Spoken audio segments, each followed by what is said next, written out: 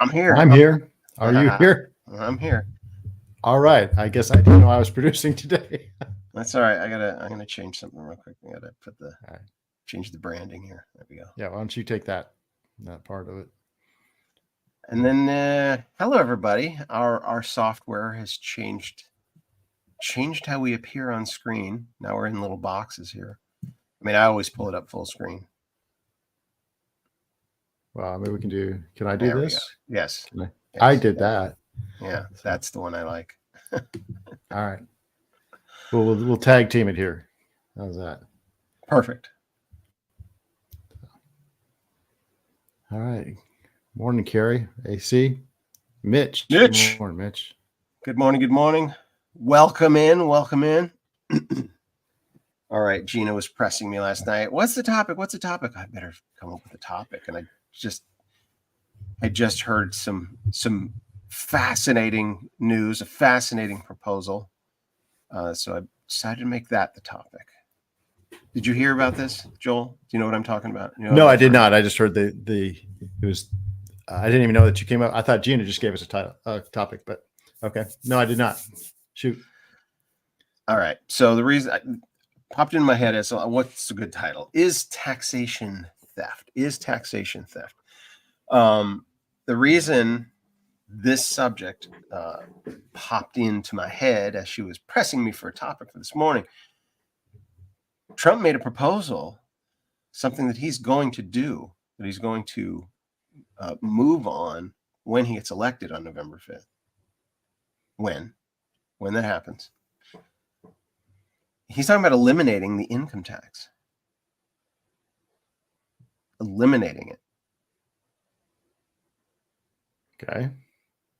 I'm listening. I'm with you so far. I'm with him so far. So, I mean, I heard about this less than 24 hours ago. So it's fresh in my mind. And I'm looking at my tax bill and I'm like, what that would mean to me. I'm like, and I live in California, right?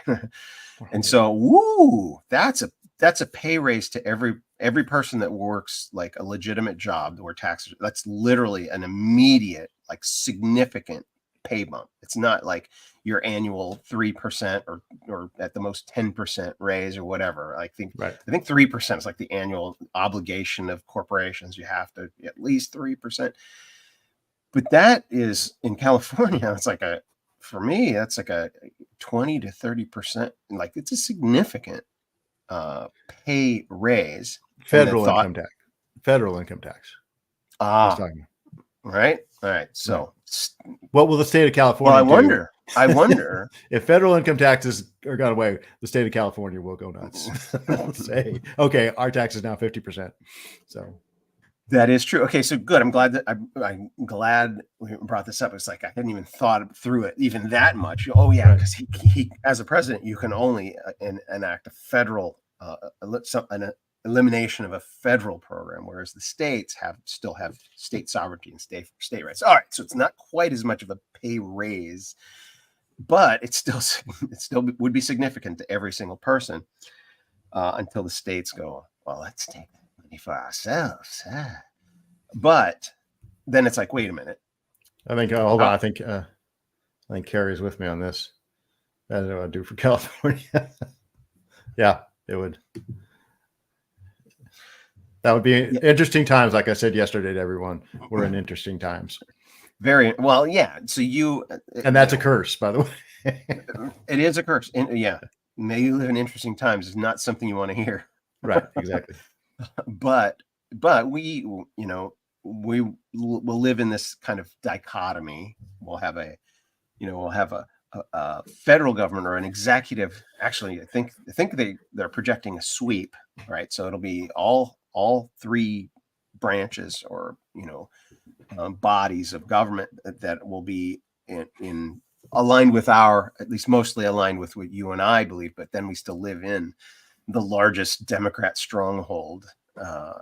And so, but the question, before you go in that direction, the question about like taxes are how the government pays its bills. Well, how are you going to pay the bills? And the answer is tariffs, and transition it to tariffs, and not tariffs on countries that we have the good relations with, but the total. There are tariffs out there that are detrimental to American production, right? There are other foreign countries that have a better deal. We get a better deal on their products than we get on our own products here. And so those are the kind of tariffs that would adjust. That's a good thing. Another thing I think is, if Elon Musk is really appointed to that position of essentially fiscal responsibility in the government, cleaning out like, is that what he's proposing? When Elon Musk bought X, he fired 75% of the company, and the thing still functions just fine, because it's people hiring people because people sitting there with jobs where they placed, and I said this earlier in another thing today, is like playing solitaire all day and collecting $150,000-$200,000 salary a year, right? It's I would do that for half. I just want you to. I would too. Guaranteed. Give me that, right? It's these fluff jobs that people can't be fired from. Yes. And so they're not motivated to do anything. And their position is also a redundancy. There's probably 3 other whole departments in the government that cover the same thing, and all this just bloated. Elon Musk will get into our government and do what he did with Twitter, which means the expenditures, the amount of taxes you'll need will go down. Right. And so I had my Friday morning fiasco with Doug Tenaple this morning, where he's like, what did he say? Shoot, I just drew a blank. I was about to say something. I forget what it was. Yeah, thank you. Well, we were talking about this same thing. Well, what did he say? Maybe it'll come back to me. It'll come back to you. So as I, was people, the first responses to this, here's the thing I was thinking about, or that Doug mentioned. When they made the first attempt on Trump's life in Butler, Pennsylvania, that moment of recognizing, I was almost, the phrase the kids on YouTube are using these days is, I was almost unalived. It's a wake up, and we understand the concept of lame duck, right? Second term, lame duck president, not really motivated, not caring to cater to the whims of the people, just doing whatever they want, blah blah blah, lame duck. Trump will be the opposite of lame duck. He's going to take that opportunity to do the radical, hard things that our country has needed for a long time. There's so much bloated bureaucracy in there. And now he's had 4 years to assess what he did wrong and the wrong people that he had. And now it'll be a whole new world. Yeah, he will see it as things can happen. He will see it as this is his last chance to save America, really. Yep. And he's probably right. Yep. So radical, but makes sense, right? It's something. Well, it always has. And again, but the income tax, we didn't have an income tax. I just listened to somebody, David Barton. He was saying, founding fathers said, the government has no right to take your property. It originally was, instead of life, liberty, and the pursuit of happiness, the slogan they said was life, liberty, and property. Like, the government has no right to your property, no right to your income, no right to your inheritance. What I talked about the death tax. Good grief. Yeah, Proverbs, when it talks about a wise man leaves his inheritance to his children and his children's children. Well, not with the inheritance tax. You can't, right? But he said it was tariffs. And I don't even know if sales tax might be justified, but an income tax is not. And an inheritance tax is certainly not because that's double taxation. I mean, that's money you've already paid taxes on. This is what you have left over after your taxes. And then the government comes in and takes half of that. So the artful term is confiscatory. Yeah, confiscatory taxes. Confiscatory. And it's just immoral to take someone else's property and give it to someone else. And that's what the appeal is to the liberal mind and even some liberal Republican mind of, hey, we can justify these taxes because, then the federal government comes in and takes, we live in California, right? So I live in San Diego County. And so the government takes money out of San Diego County, brings it back to Washington, keeps half of it, sends the other half to Sacramento.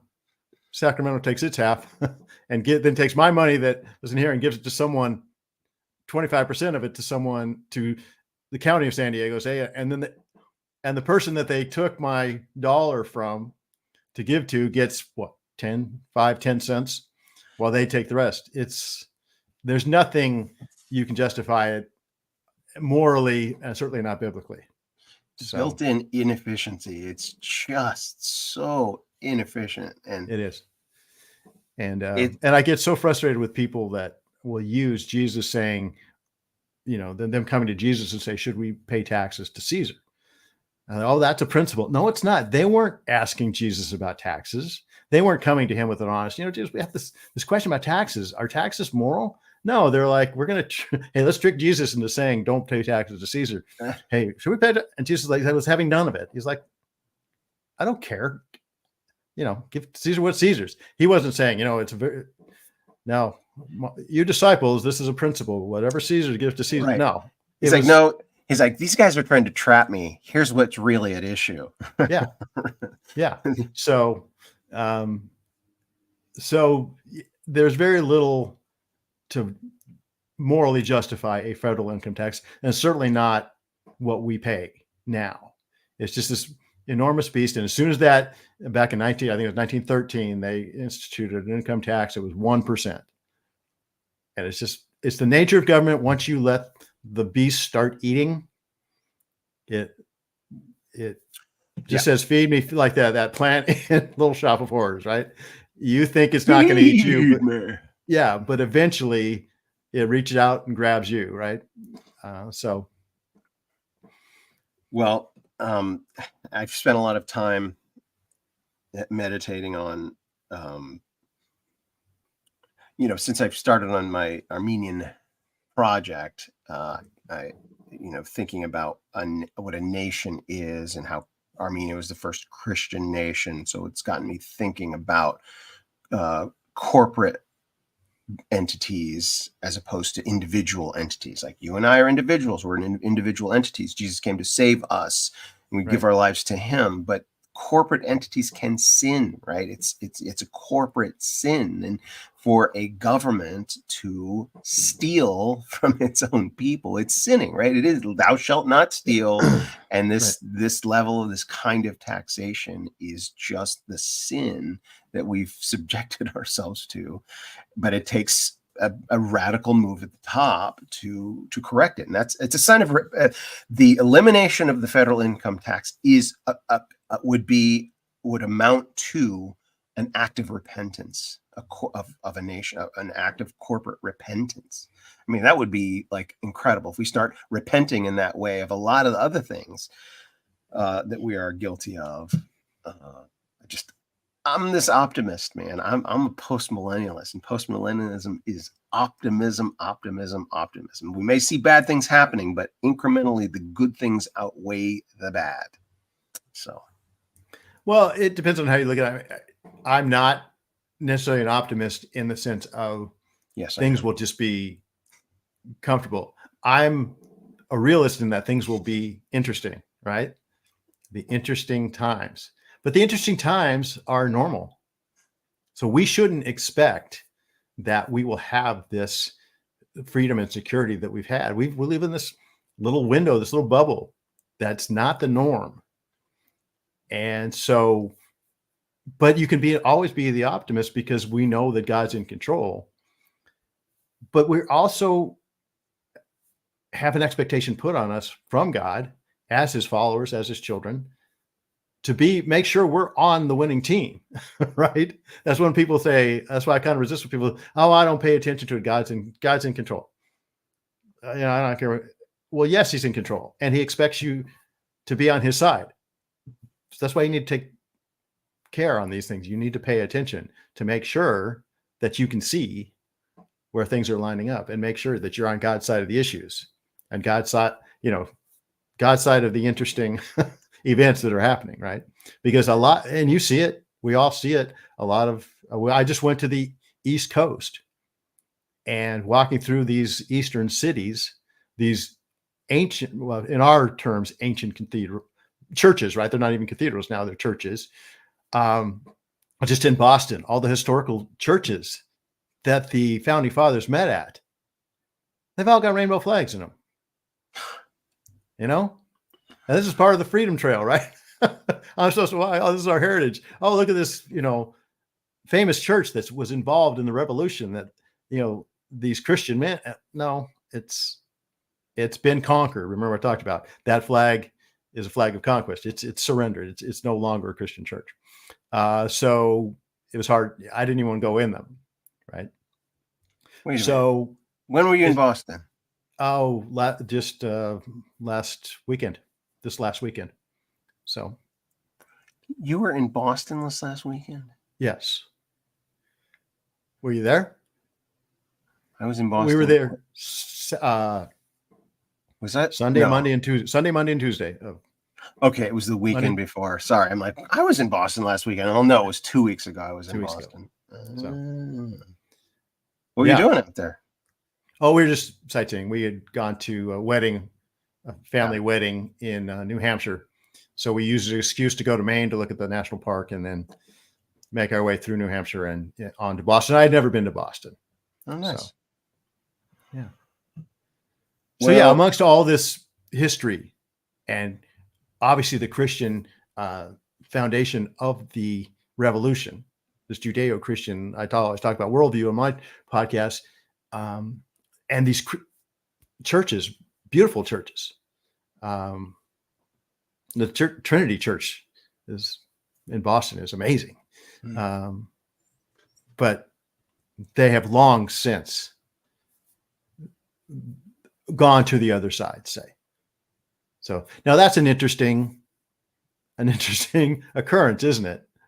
And God is in control, and God's not going to be happy about that. So I don't want to be involved. I don't want to be on that side of the interesting events that are going on. So when people say, "Oh, God's in control," I don't worry about it. Well, you better worry about it because God is in control. So you better be concerned with it, and you better pay attention to it. So that's my difference between just saying everything's going to be all right. In one sense, yes. But there's also the, because in our lifetimes, right? That's really the only reference point we have is our lifetimes. Right. And in our lifetimes, you and I have seen the moral decline, right? The cultural moral decline, right? Like Barack Obama was opposed to gay marriage when he was first elected, right? He was opposed to gay marriage when he was elected. Now it's like federal foregone conclusion, right? It's like, oh, we are on a rapid decline, right? But that's from our, 50, 60, 70 year, experience. You're not 70 yet, are you? No. So they tell me. I don't know. I was very young at the time. I don't remember when I was born. I just got to take people's word for it. Yeah. But so we've seen this, right? And so that's our reference.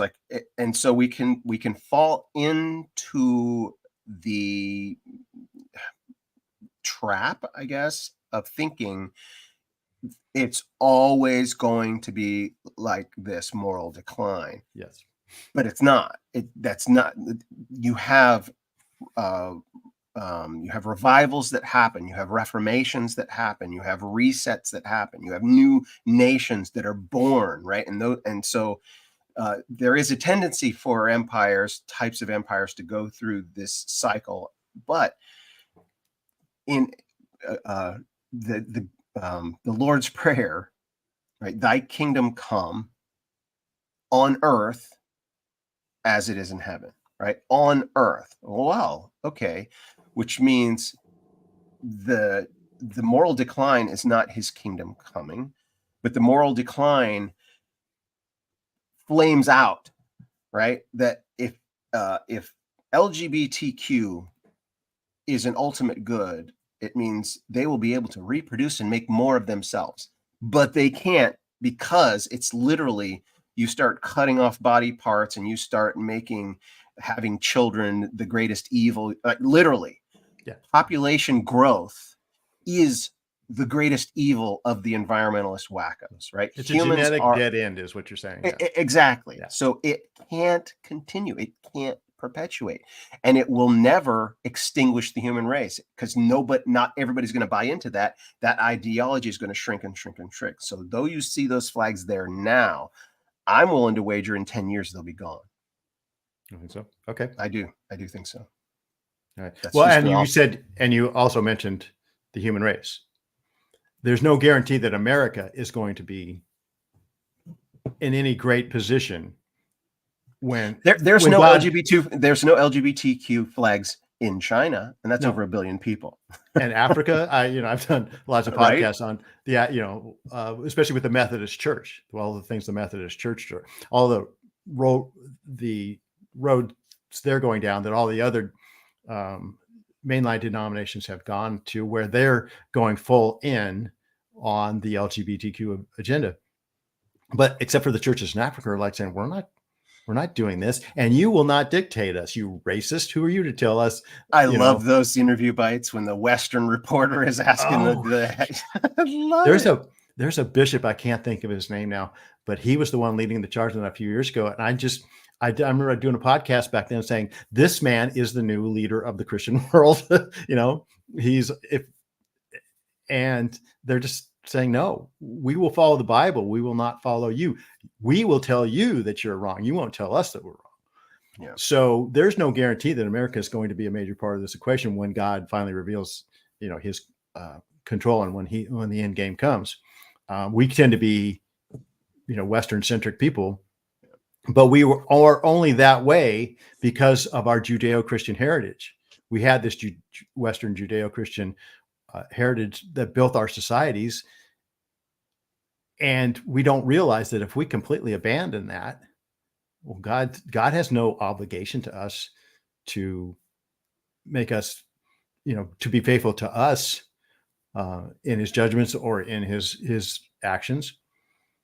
To me, the center of the Christian world is moving towards Africa right now. And Africa, who would ever think Africa would be that kind of thing, or would have that kind of position. So, but I don't want that to happen to my country, and I don't want that to happen to my society. So that's where I'm a realist. Just because God's in control doesn't mean he's going to be happy with us when the final, all is said and done. I don't know if Donald Trump has a relationship with Jesus Christ, right? I don't know. I don't know if he ever came to, maybe that bullet was that moment and his heart turned, but regardless of that, God is using him, right? Whether he himself understands the nuances and the doctrines and et cetera, he's a stone that God hurled at the veneer of leftism and Marxism and communism, and it cracked, it shattered, the spider web cracks, right? He impacted in 2016 on November 9th, 2016. It was over for all intents and purposes. That guy was now in charge of this bureaucratic machine, and he got a look inside what's been going on. Right. And now he's had these 8-9 years since that moment, and now he gets to come in and really do work. But what is it, the work?